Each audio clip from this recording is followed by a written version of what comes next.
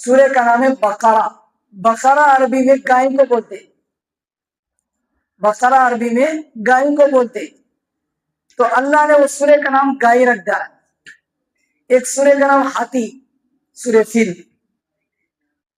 ایک سورہ کا نام چونٹی, سورہ نمل. ایسا ایک سورہ کا نام انسان. اللہ نے ایسے نام رکھے. یہ اللہ کی جو ہے بڑی عجیب چیز ہے جو انسانوں کو سمجھ میں نہیں آتی.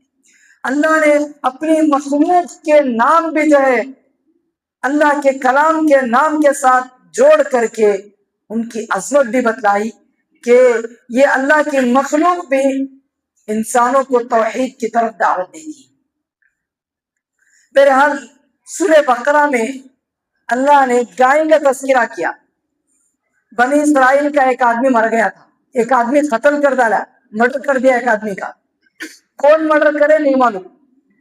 تو اللہ تعالیٰ نے وہ لوگوں کو حکم دیا کہ تم گائے کا گوشت لے کر جو مردہ ہے میت جنازہ اس کے اوپر لا کے مارو, وہ جنازہ مردہ اٹھے گا, ان کو کون اس کو مارا کیوں بول کے پھر مر جائے گا. لہذا ان کو سمپل سا آرڈر تھا, سمپل سا حکم تھا, کون سی بھی کائنات کو اس کو ذبح کر کے اس کا گوشت لا کو مردے کے اوپر ڈال دیے تو کام خلاص ہو جاتا. لیکن وہ بنی اسرائیل تھے, سینے سے ماننے والی قوم نہیں تھی, ٹیڑھی بنگی قوم تھی. تو انہوں نے اللہ سے یہ اجازت پوچھی, اللہ سے کہا کہ اللہ وہ گائے کیسی رہنا.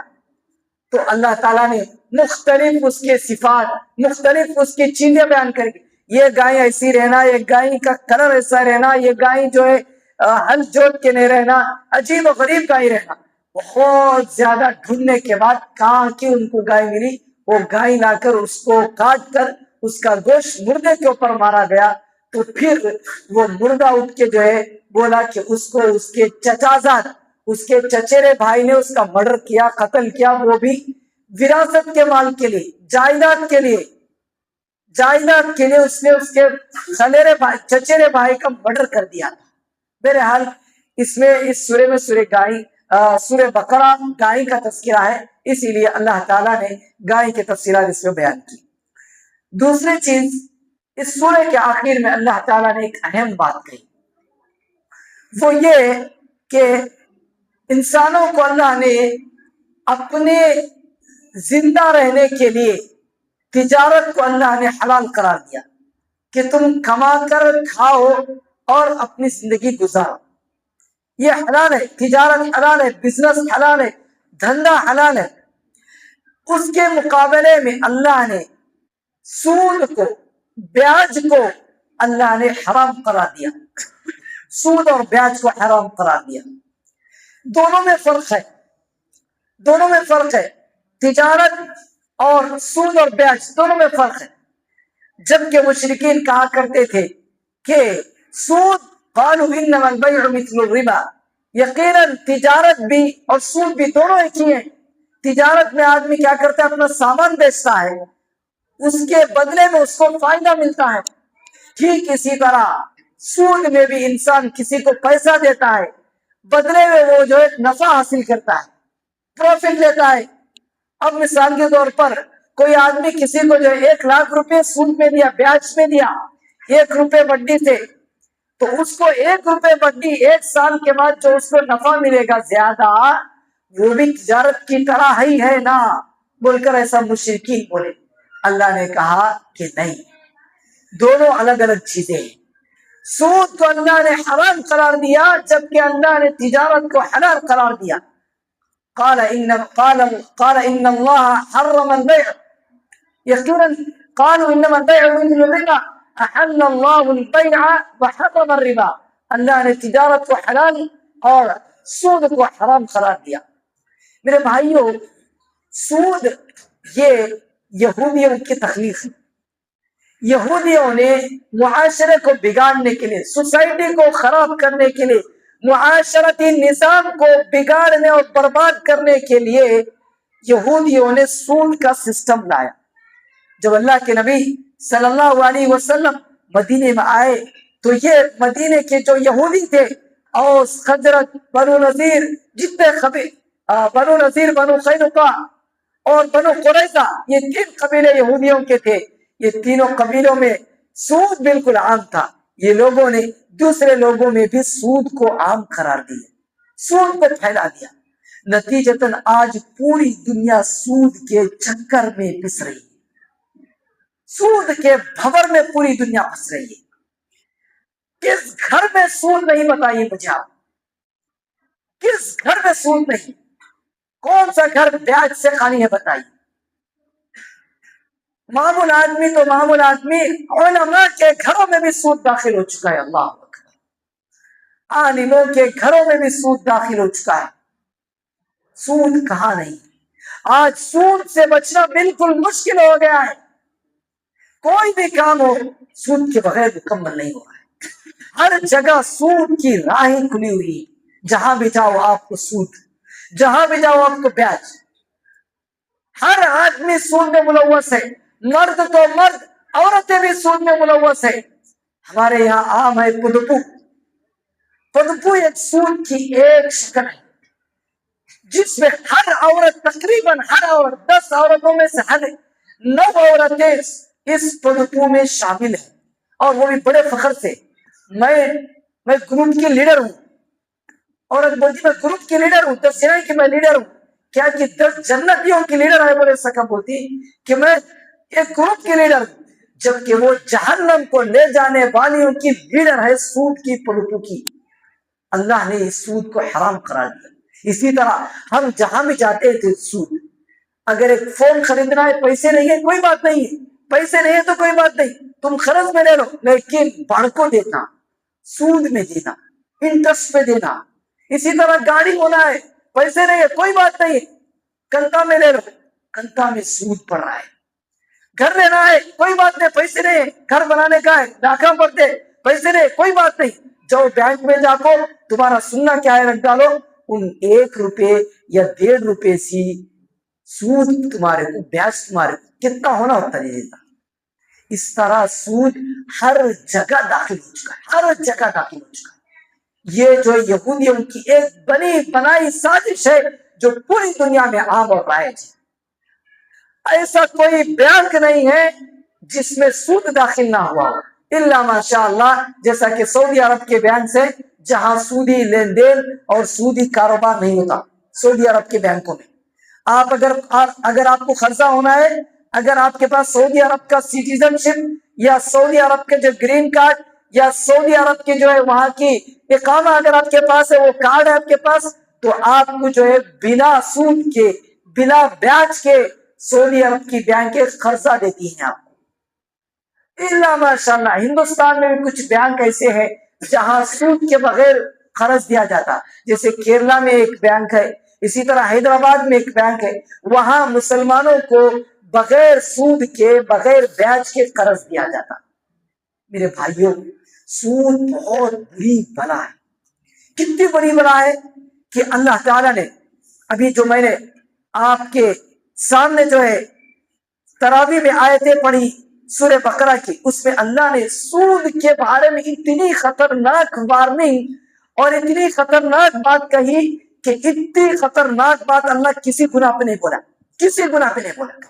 اللہ نے کہا کہ یا ایھا الذین آمنوا اتقوا اللہ، اے ایمان والو اللہ سے ڈرو، وذروا ما بقی من الربا، سود کا جتنا حصہ تمہارے میں رہ گیا ہے اس کو چھوڑ ڈالو، سود کو، بیاج کو، ان کنتم مؤمنین، اگر تم حقیقت میں مومن ہو تو سود کو چھوڑ دو، فإن لم تفعلوا، اگر تم سود کو، بیاج کو نہیں چھوڑو گے، فأذنوا بحرب من اللہ ورسولہ، تو اللہ اور اس کے رسول سے جنگ کرنے کے لیے تیار ہو جائے۔ اللہ اکبر، کس کے اندر طاقت ہے اللہ اور اس کے رسول سے جنگ کرنے کی؟ کوئی اللہ سے لڑ سکے گا؟ اللہ سے لڑنے کی کس کے پاس طاقت ہے؟ لیکن اللہ بول رہا ہے اگر تم سود لو گے تو آؤ میرا، آؤ مجھ سے لڑو، مجھ سے جیتو، مجھ سے جنگ کرو۔ اتنی خطرناک بات اللہ نے قرآن اور حدیث میں، اسلام میں، دین میں کہیں بھی اللہ تعالیٰ نے کسی برائی اور کسی گناہ کے لیے نہیں کہی۔ اتنی خطرناک بات اللہ نے سود کے لیے کہی۔ میرے بھائیوں، سود بہت خطرناک چیز ہے۔ اللہ کے نبی صلی اللہ علیہ وسلم کہتے ہیں سود کا 1 روپیہ सूद का 1 रुपया खाना वो अपनी मां से 36 मरतबा जिना करने से भी बुरा है। अपनी मां से कोई जिना करने का ख्याल करेगा, नाउजुबिल्लाहि मिन ज़ालिक। कोई कितना अनपढ़ भी क्यों ना हो, मुस्लिम हो या गैर मुस्लिम हो, कितना जाहिल क्यों ना हो, कैसा भी आदमी क्यों ना हो, अपनी मां जिसने उसको जन्म दिया है, जिसने उसको जो है पैदा किया है, उस मां के साथ मुंह काला करने का कोई भी नहीं सोचेगा। लेकिन अगर वो सूद में मुलव्वस है तो अल्लाह ताला, अल्लाह के नबी सल्लल्लाहु अलैहि वसल्लम कह रहे हैं, अगर वो सूद का 1 रुपया भी खा रहा है तो इसका मतलब है वो अपनी मां के साथ 30 पर 6 बार जिना करा। अल्लाह, 30 पर 6 बार जिना करने के बराबर है। सूद इतनी बहुत बुरी बना है। अल्लाह ने सूद को हराम क्यों करार दिया? इसलिए कि सूद खाने से आदमी की जिंदगी में सुकून खत्म हो जाता, सुकून बर्बाद हो जाता, बरकत खत्म हो जाती। अल्लाह ऑटोमेटिक बरकत को निकाल लेता। जिनकी जिंदगी में सूद आया, हम देखते हैं कि आदमी लाखों कमा रहा है, लाखों रुपए कमा रहा है, लेकिन उसको सुकून नहीं, सुकून नहीं है उसको। उन जो है लाखों रुपए की गाड़ी लिया है, सुकून नहीं है। लाखों रुपए, करोड़ रुपए रखकर घर बनाया है, सुकून का घर बनाया है, लेकिन वो सुकून के घर में जाकर उसको सुकून मैसर नहीं है। जिस सुकून के पीछे भागने के लिए, जिस सुकून को हासिल करने के लिए वो सूद ले रहा है और ब्याज ले रहा है, वो सूद लेकर भी उसको सुकून मैसर नहीं है, तो ये अल्लाह की तरफ से अजाब है। सुकून असल चीज है भाई। आदमी चटनी रोटी खाकर भी अगर सुकून से रहे, बहुत बड़ी बात। लाखों करोड़ों रुपए का खाना खाए, लाखों करोड़ों रुपए के घर में रहे, लाखों करोड़ों रुपए की गाड़ी में जाए, लेकिन अगर उसको सुकून मैसर नहीं है तो उसको कुछ भी मैसर नहीं है। इसी सुकून को हासिल करने के लिए लोग तड़प रहे हैं। तो मेरे भाइयों, ये सुकून अल्लाह ताला जिंदगियों में से निकाल लेता, बरकत को अल्लाह ताला खत्म कर देता। इसी तरह अल्लाह ताला सूद की वजह से माशी निजाम को, मुआशरती निजाम को, आइली निजाम को, इनफरादी निजाम को और खानदानी निजाम को अल्लाह ताला तहस नहस कर देता। यानी हमारे खानदान टूट जाते, खानदान में दरारें पड़ जाती। आज बच्चे हम यही देख रहे हैं कि कोई भी खानदान जुड़ा हुआ नहीं है। खानदान के किसी न किसी फर्द से लड़ाई झगड़ा है, उससे उसको नहीं पड़ती, इससे उसको नहीं पड़ती। उन इधर आया तो उधर मुंह फेर लेके चले जाते, किसी को किसी की नहीं पड़ती, कोई किसी से मिलकर नहीं है। सारे खानदान वाले मुत्तहिद नहीं है, सारे खानदान वाले मिलकर और जुड़कर नहीं है। क्यों?